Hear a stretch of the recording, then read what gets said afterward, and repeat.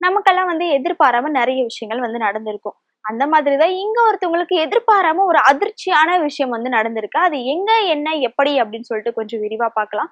பொதுவாவே எதிர்பாராத விஷயம் அப்படின்னும் போது, என்ன விஷயங்க நீங்க சொல்லிட்டு இருக்கீங்க அப்படின்னு சொல்லிட்டு எல்லாருக்குமே ஒரு கேள்வி இருக்கும். அது என்ன விஷயம் அப்படின்னு பார்த்தீங்கன்னா, இப்ப பொதுவா எடுத்துக்கிட்டீங்க அப்படின்னா, ஏதாச்சும் ஒரு நபர வந்து திடீர்னு ரொம்ப நாள் வந்து பார்க்காம இருக்கீங்க.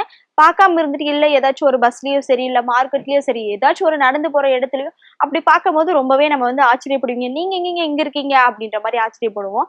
அந்த மாதிரி தான் இங்க ஒரு நபர வந்து ரொம்ப எதிர்பாராம பார்த்திருக்காங்க. ஆனா அவங்க வந்து எப்படி பார்த்திருக்காங்க அப்படின்னு சொல்லிட்டு ரொம்பவே ஆச்சரியப்பட வேண்டிய ஒரு விஷயமா தாங்க இருக்கு. அதாவது வந்து இந்த விஷயம் வந்து எங்க நடந்தது அப்படின்னு பார்த்தீங்கன்னா, பெங்களூர்ல தாங்க நடந்தது.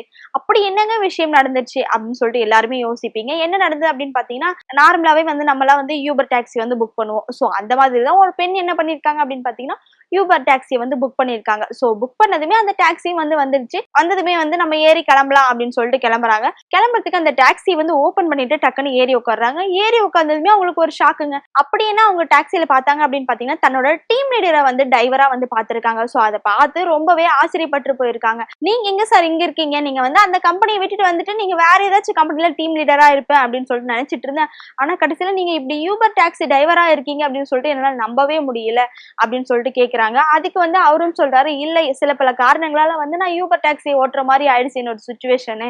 அதனாலதான் நான் வந்து இந்த வேலையை வந்து பாத்துட்டு இருக்கேன் அப்படின்னு சொல்லிட்டு அவர் ரொம்ப மன வருத்தத்தோட சொல்லிட்டு இருக்காங்க. அப்போ உங்களுக்கு எல்லாருக்குமே ஒரு கேள்வி இருக்கும். அந்த பெண் யாரு? எதுக்காக வந்து இவங்க அந்த கேள்வியை கேட்கறாங்க அப்படின்னு சொல்லிட்டு. அப்ப வந்து அந்த டிரைவர் வந்து டீம் லீடரா இருந்துட்டு இருந்தாங்க. டீம் லீடருக்கு அடுத்து அந்த டீம்ல வந்து அந்த பெண் வந்து இருந்திருக்காங்க.